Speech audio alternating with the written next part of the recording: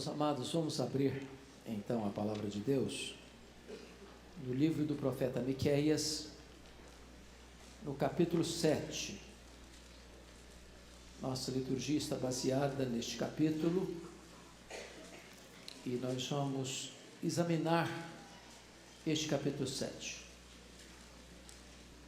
Miqueias capítulo 7.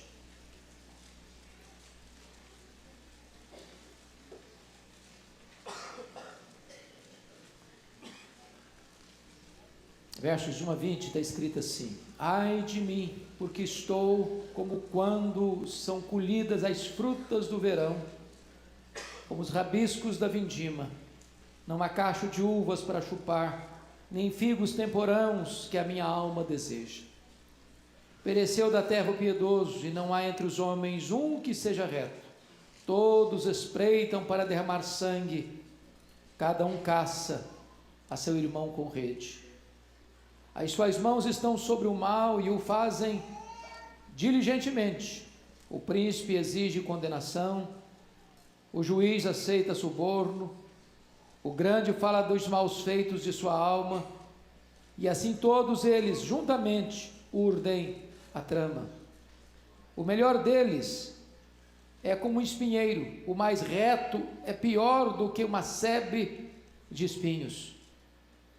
É chegado o dia anunciado por tuas sentinelas, o dia do teu castigo. Aí está a confusão deles. Não creiais no amigo, nem confieis no companheiro. Guarda a porta de tua boca àquela que reclina sobre o teu peito.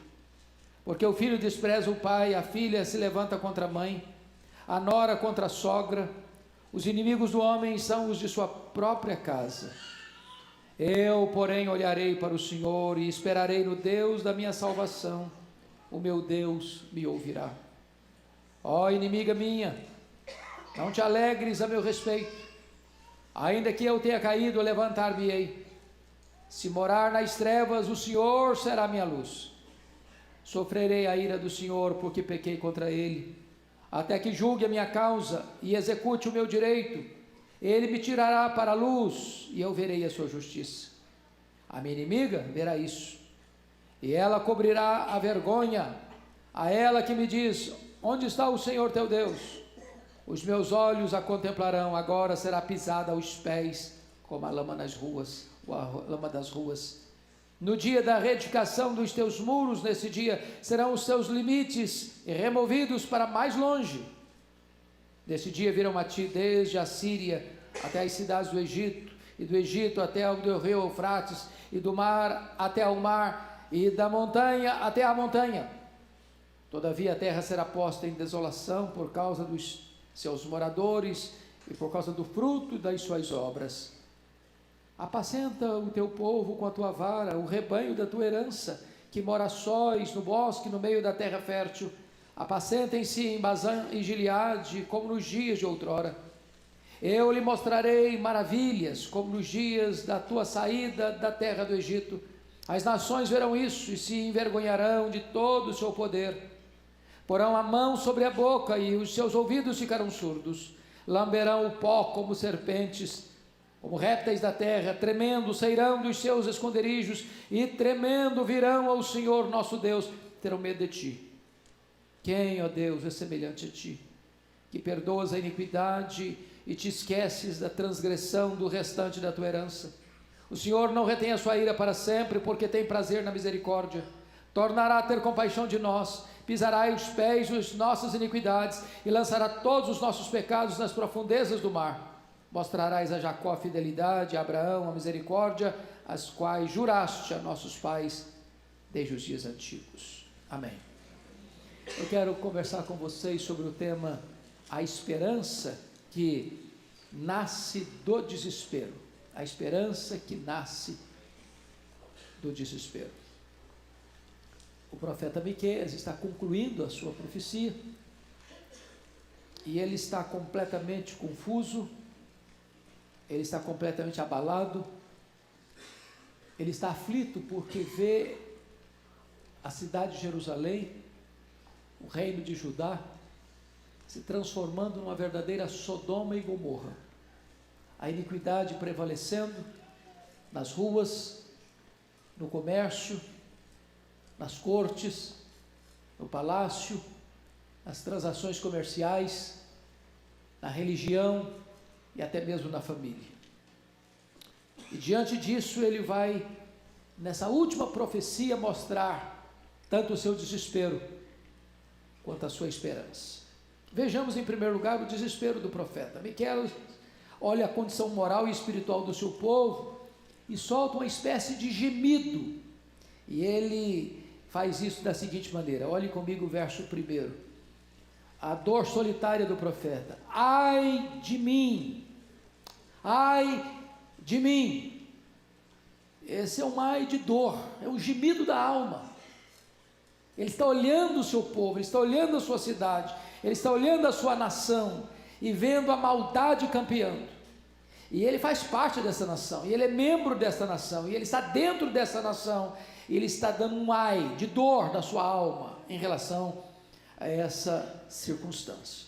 Como é que ele olha para si?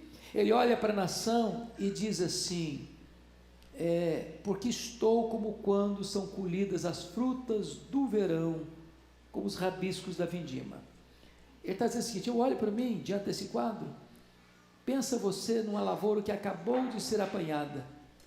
Pense você num pomar maduro cujas frutas todas foram colhidas. Pensa você numa parreira de uva que todos os cachos foram tirados, não sobrou mais nada. Ele diz: eu olho para a minha nação e sinto a mesma realidade.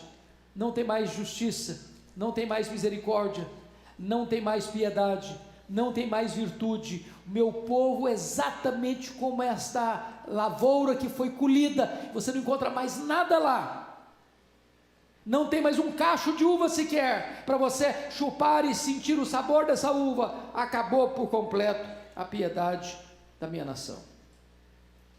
Se você perceber a degradação generalizada do povo, vai se caracterizar por alguns aspectos. Veja comigo, versículo 2: pereceu da terra o piedoso, e não há entre os homens um só reto, todos espreitam para derramar sangue.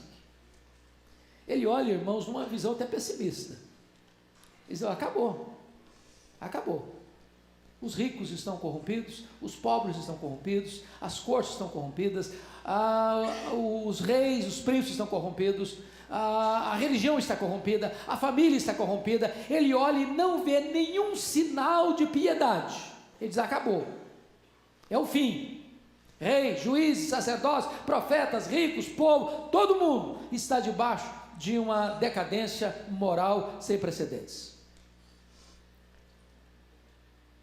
Depois ele vai olhar no versículo 3, a corrupção generada da liderança. Eu nunca vi um quadro, irmãos, mais atual, que diagnostica tanto a nossa nação brasileira, por exemplo, como eu vejo esse versículo 3. Você pode ler comigo o versículo 3? Vamos juntos? As suas mãos estão sobre o mal e o fazem diligentemente.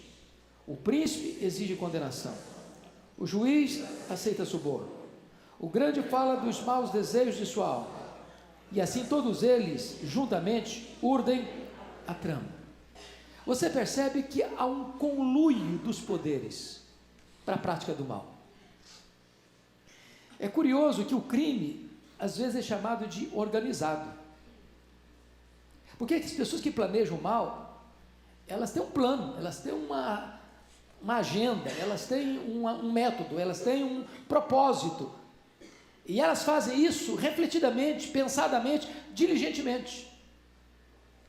Mas o problema é que tudo está domesticado, há um conluio, porque o poder executivo, o príncipe, exige condenação, o poder judiciário, o juiz, aceita suborno, o grande, aquele que detém o poder econômico, fala dos maus desejos da sua alma, e assim diz o texto, todos eles juntamente urdem a trama.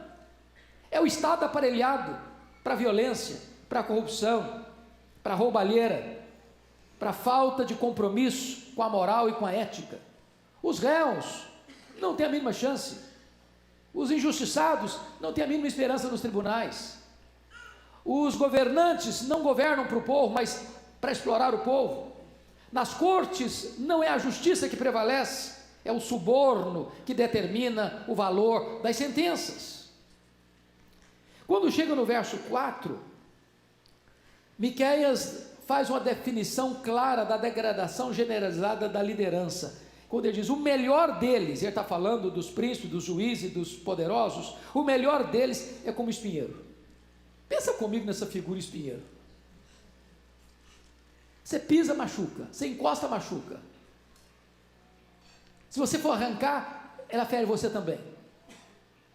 E ele diz ainda mais, confira aí no versículo 4, que ele diz assim, e o mais reto é pior do que uma cerca de espinhos.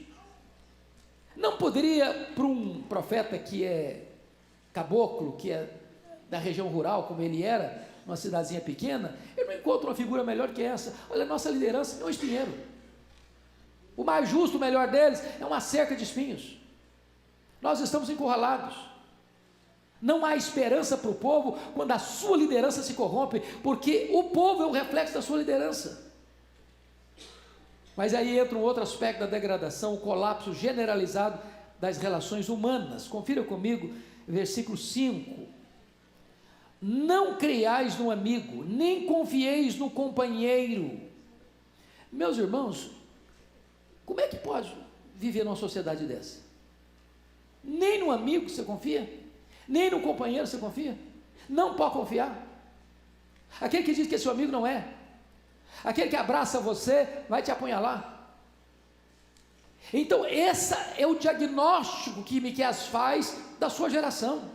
As relações mais próximas estão corrompidas, estão corroídas, estão contaminadas. Não há sinceridade, não há lealdade, não há amizade, não há amor. Mas tem mais. Veja você o colapso generalizado das relações familiares. Versículo 5b diz assim: guarda a porta de tua boca àquela que reclina sobre o teu peito. Sabe o que ele está dizendo? Guarda a porta da tua boca a tua mulher. O marido pode confiar na esposa. A esposa não é confiável. Então, você percebe que onde a contaminação chega dentro da casa, dentro da família, a família que deva ser essa reserva moral da nação, já se corrompeu a ponto do casamento entrar em colapso. O que mais sobra? Note comigo o que ele diz no versículo 6. Ele aprofunda essa crise familiar, porque o filho despreza o pai, a filha se levanta contra a mãe, a nora contra a sogra, e ele conclui: os inimigos do homem são os da sua própria casa. Então a nação está corrompida nas cortes, ela está corrompida no parlamento, ela está corrompida no comércio, ela está corrompida nas transações comerciais, ela está corrompida nas amizades, ela está corrompida dentro de casa. É o fim, é o colapso.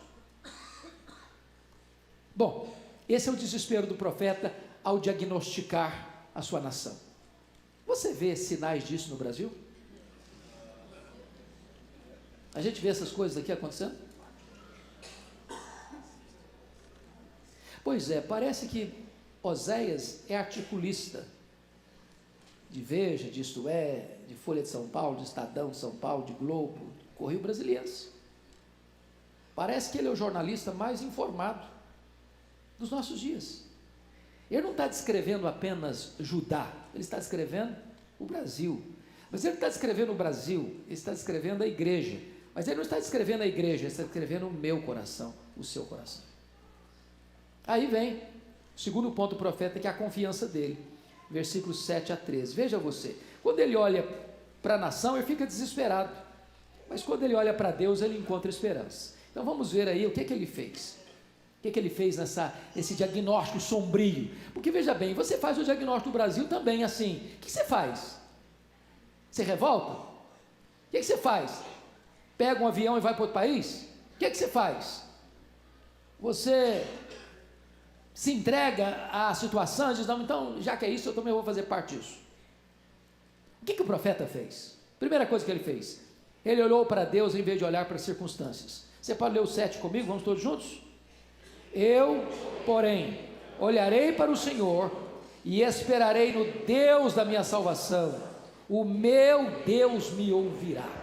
Hoje nós ouvimos uma abençoada mensagem aqui, 8h30, sobre a questão da visão. Visão. Para onde você olha na hora da crise? Se você olhar para a crise, você se desespera. Mas se você olhar para Deus, brota a esperança no seu coração. Diz a Bíblia que Geazi olhou para o exército inimigo e ficou com medo. Diz a Bíblia que quando Davi chegou em Ziclag e viu a ruína, ele ficou muito angustiado. Diz a Bíblia que quando Pedro olhou para a força do vento e o barulho das ondas, ele afundou. Miqueias olha a crise da sua nação e olha para Deus. É para Ele que você tem que olhar na hora da crise. Segunda coisa, ele olhou para a restauração divina em vez de olhar para a sua queda. Olha o versículo 8 comigo. Ó inimiga minha, não te alegres a meu respeito, ainda que eu tenha caído, levantar-me-ei, se morar nas trevas, o Senhor será minha luz. Ele está dizendo o seguinte, ele está olhando para frente e está visualizando o cativeiro babilônico. É inevitável, a disciplina vem. Mas agora ele olha prospectivamente para frente e vê que as nações estão rindo, zombando, escarnecendo de Judá, escarnecendo o povo de Deus. E ele então, nesse momento, diz o seguinte: olha, escarneça não, ó inimiga minha, não te alegres não, a meu respeito não. Sabe por quê? Porque eu posso até cair, mas o justo cai até 7 vezes e se levanta. Se você é filho de Deus, se você é crente, ainda que os seus pés se resvalaram, ainda que você tenha caído, ainda que você tenha escorregado, ainda que você esteja sofrendo disciplina de Deus, Deus vai te botar de pé, Deus vai te livrar, Deus vai te restaurar. Resta para o povo de Deus a restauração. Mas tem mais. Olha aí comigo, o que ele vê? Versículo 9, ele olhou para a justiça divina em vez de desculpar-se de seu pecado. Você pode ler o 9 comigo? Vamos juntos? Sofrerei a ira do Senhor, porque pequei contra Ele, até que julgue a minha causa e execute o meu direito. Ele me tirará para a luz e eu verei a sua justiça. Ele está dizendo o seguinte: olha, eu pequei e estou sofrendo as consequências do meu pecado. O pecado é maligníssimo. O pecado, sempre que cometido, ele traz para nós consequências, e consequências amargas. Ele está dizendo isso. Eu não estou desculpando o meu pecado, não estou dizendo que eu não pequei, eu não estou dizendo que o meu pecado foi simples. Eu sofrerei a ira do Senhor, porque eu pequei contra Ele, e eu vou ser punido sim, eu vou ser disciplinado sim, mas agora eu vou olhar para uma coisa: o Deus da minha salvação é o Deus que vai me cobrir de justiça. Ele vai me tirar para a luz de novo, Ele vai me perdoar, Ele vai me restaurar, Ele vai me cobrir com a sua justiça. Eu vou ser restaurado por Deus. Mas uma coisa me chama a atenção aqui, meus irmãos, prestem bem atenção. Ele, no verso 9,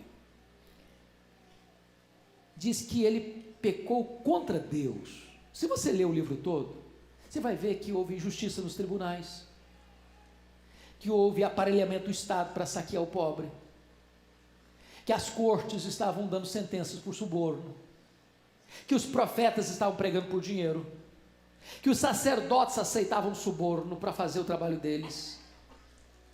Mas quando se trata de avaliar o pecado, em última instância, todo pecado que é praticado contra o próximo é praticado sobretudo contra Deus. Foi isso que Davi sentiu: contra ti somente pequei. Agora notem comigo ainda, irmãos, um outro aspecto muito importante aqui. Ele olhou para o julgamento de Deus sobre os seus inimigos, em vez de viver achatado pelas suas afrontas. Confira o verso 10. A minha inimiga verá isso, e ela cobrirá a vergonha. A ela que me diz: onde está o Senhor teu Deus?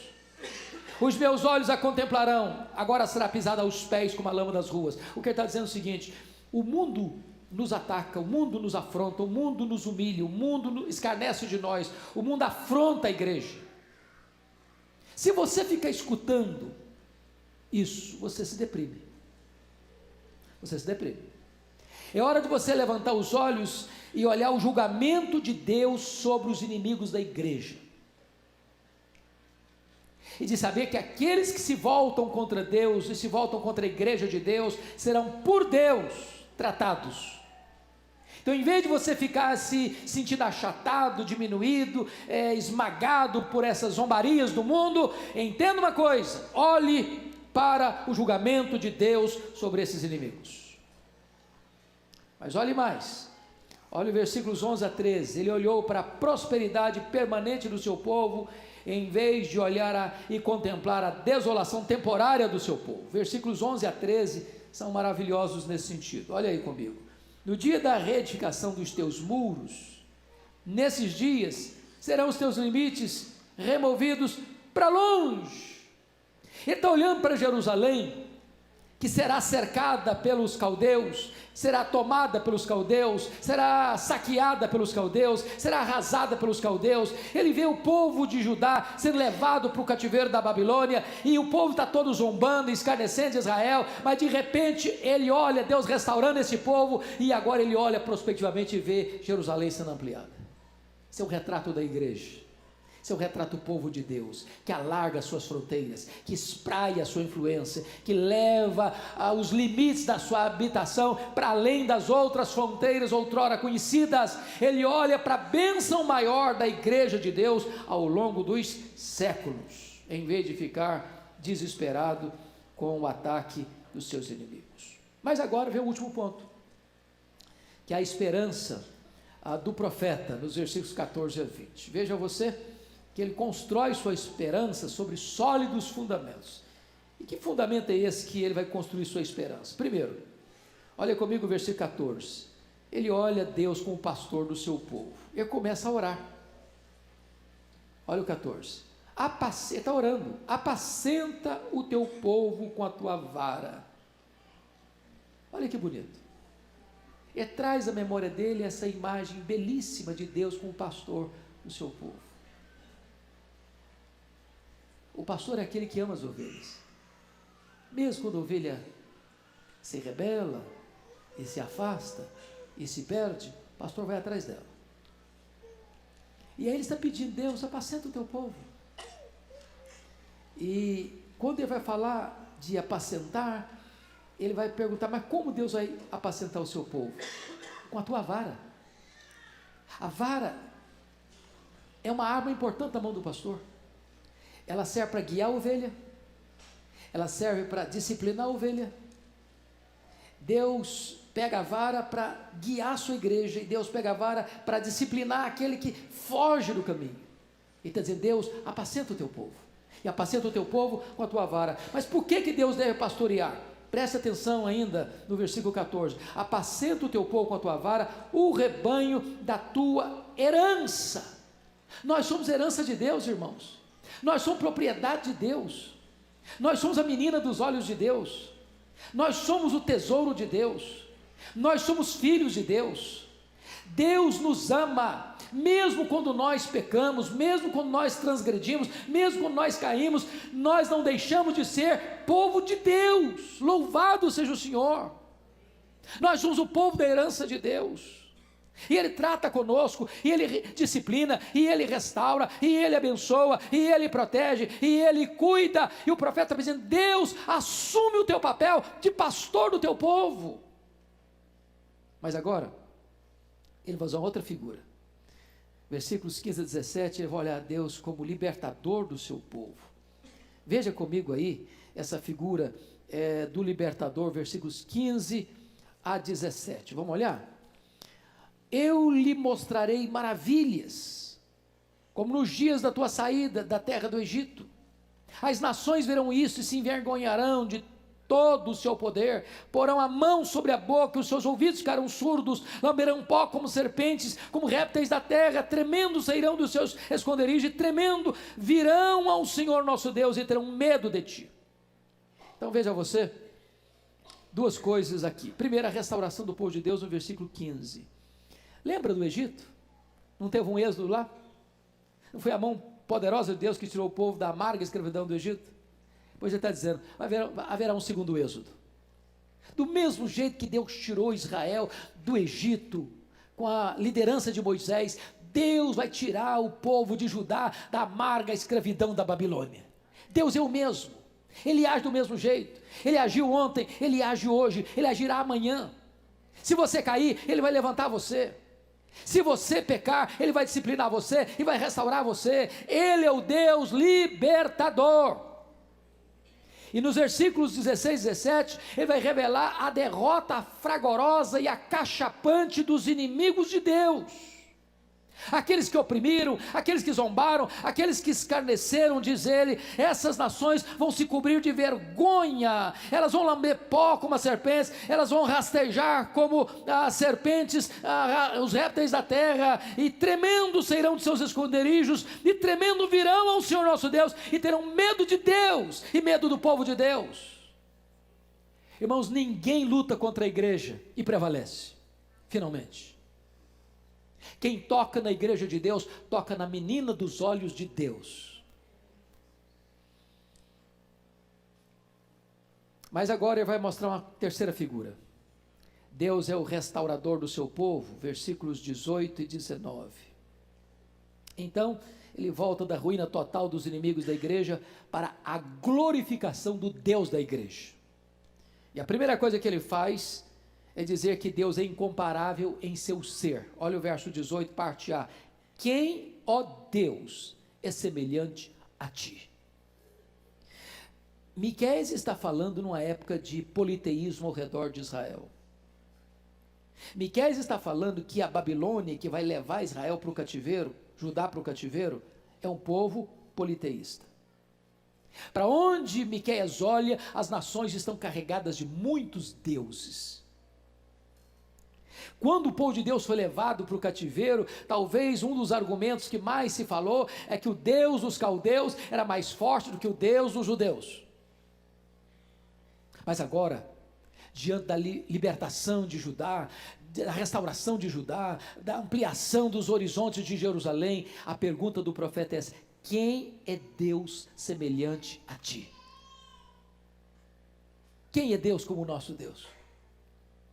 Só Ele é Deus, só Ele é infinito, só Ele é imenso, só Ele é eterno, só Ele é imutável, só Ele é autoexistente, só Ele é onipotente, só Ele é onipresente, só Ele é onisciente, só Ele é transcendente, só Ele é soberano, só Ele está assentado no trono, só Ele governa as nações, só Ele reina supremo, só Ele pode resgatar o seu povo. Não há Deus como Ele. Mas depois de mostrar que Deus é incomparável em seu ser, Ele mostra que Deus é incomparável em seu perdão. Olha o versículo 18 ainda. Quem, ó Deus, é semelhante a ti, que perdoas a iniquidade e te esqueces da transgressão, do restante da tua herança. O Senhor não retém a sua ira para sempre, porque tem prazer na misericórdia. Irmãos, olha que coisa maravilhosa. Deus está irado com o pecado, mas vem a misericórdia de Deus e suplanta a sua ira. Ele não retém a sua ira para sempre. Ele pega o nosso pecado, e diz o texto, Ele o lança nas profundezas do mar. Na linguagem bíblica, Deus faz o nosso pecado como uma névoa e o desfaz. Deus pega o nosso pecado e lança-o para trás das suas costas.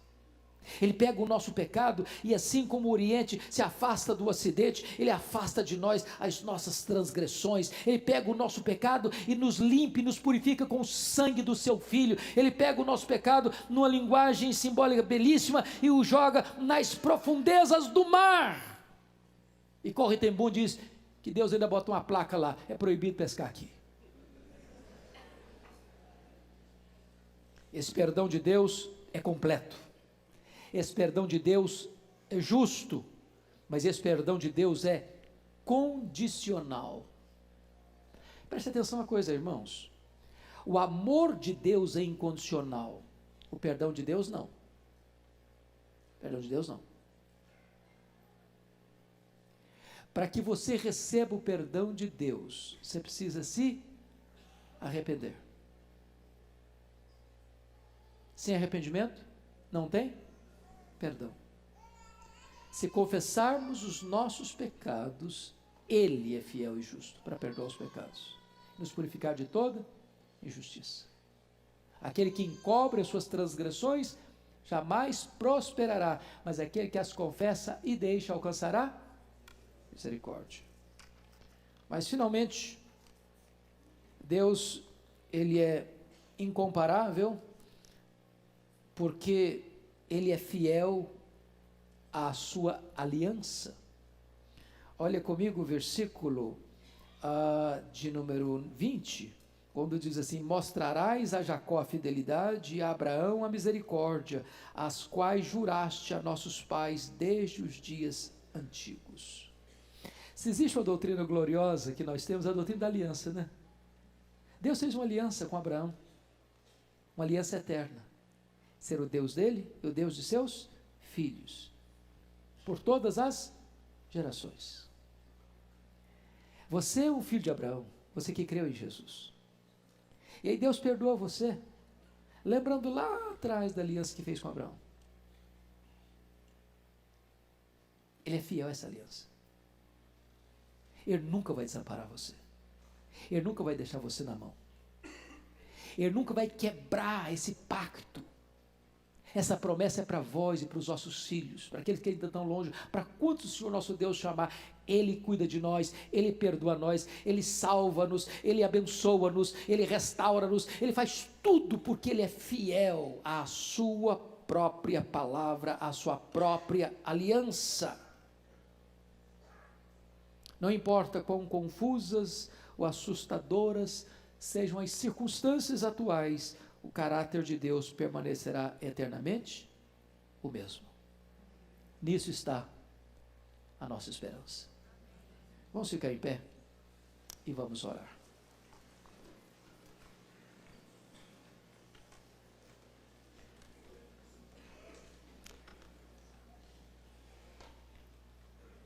Ó Deus, quando olhamos para a nação brasileira, o nosso coração também se aflige. Quando olhamos o cenário político, econômico, jurídico, social, moral, espiritual, não há outro sentimento a não ser o mesmo do profeta Miqueias: ai de mim, ai de mim.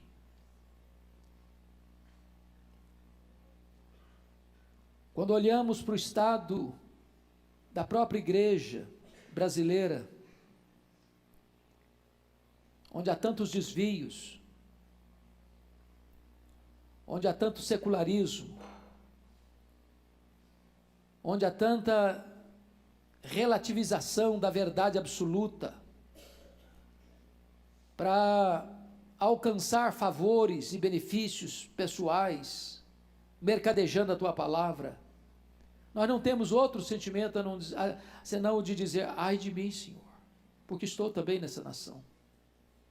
Quando olhamos o diagnóstico da família, palco de tantas dores, de tantas crises, de tantos conflitos, de tantas brigas, de tantas contendas, de tantas desavenças, também o nosso coração diz: ai de mim, Senhor.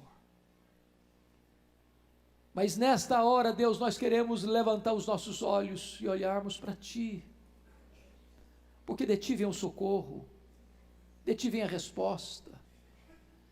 Tu és o Deus que é o nosso pastor, vem cuidar de nós, com a Tua vara vem nos apacentar, em nome de Jesus. Vem trazer cura para aquela que está ferida, vem trazer, Deus, ânimo para aquele que está desanimado, vem trazer força para aquele que já está prostrado, resgata aquela ovelha que já caiu no abismo, em nome de Jesus. Traz restauração para a Tua igreja, Senhor. Dá-nos a bênção de compreender que Tu és o Deus que nos disciplina, mas não nos abandona, nos restaura, nos abençoa e torna o nosso segundo estágio melhor que o primeiro. Louvado seja o Teu nome. Reaviva a Tua igreja, Senhor. Traz sobre nós a compreensão da Tua grandeza, da Tua majestade, de que Tu és o único Deus vivo e verdadeiro, e Tu és o nosso Deus, que perdoa, que esquece, que pisa aos pés as nossas iniquidades, que lança os nossos pecados nas profundezas do mar, porque tu és fiel a ti mesmo, fiel à tua palavra, fiel à tua aliança. Oh, louvado seja o teu nome, porque temos a ti como nosso Deus e como a nossa esperança. A ti rendemos a honra e a glória devida ao teu nome, em nome de Jesus. Amém.